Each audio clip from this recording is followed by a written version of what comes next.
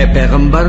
لوگوں سے کہہ دو کہ اگر تم اللہ کو دوست رکھتے ہو تو میری پیروی کرو، اللہ بھی تمہیں دوست رکھے گا اور تمہارے گناہ معاف کر دے گا، اور اللہ بخشنے والا ہے، مہربان ہے۔ کہہ دو کہ اللہ اور اس کے رسول کا حکم مانو، بس اگر وہ نہ مانے تو اللہ بھی کافروں کو دوست نہیں رکھتا،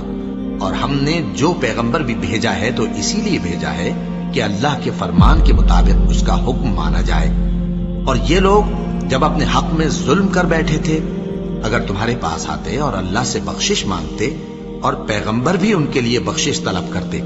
تو اللہ کو معاف کرنے والا، بڑا مہربان پاتے۔ بس تمہارے پروردگار کی قسم،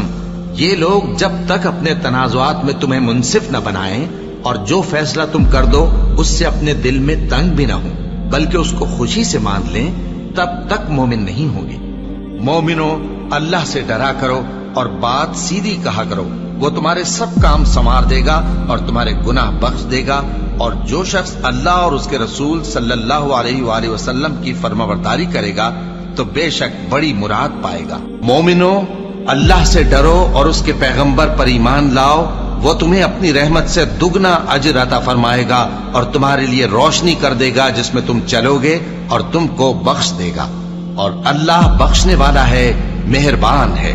مومنوں، میں تم کو ایسی تجارت بتاؤں جو تمہیں عذاب علیم سے نجات دے؟ وہ یہ کہ اللہ پر اور اس کے رسول صلی اللہ علیہ وآلہ وسلم پر ایمان لاؤ اور اللہ کی راہ میں اپنے مال اور جان سے جہاد کرو، اگر سمجھو تو یہ تمہارے حق میں بہتر ہے۔ وہ تمہارے گناہ بخش دے گا اور تم کو جنت کے باغوں میں جن کے نیچے نہریں بہ رہی ہیں اور پاکیزہ مکانات میں جو ہمیشہ کی بہشت میں ہیں داخل کرے گا۔ یہی بڑی کامیابی ہے۔ اور ایک اور چیز جس کو تم بہت چاہتے ہو، یعنی تمہیں اللہ کی طرف سے غلبہ نصیب ہوگا اور فتح عنقریب ہوگی، اور مومنوں کو اس کی خوشخبری سنا دو۔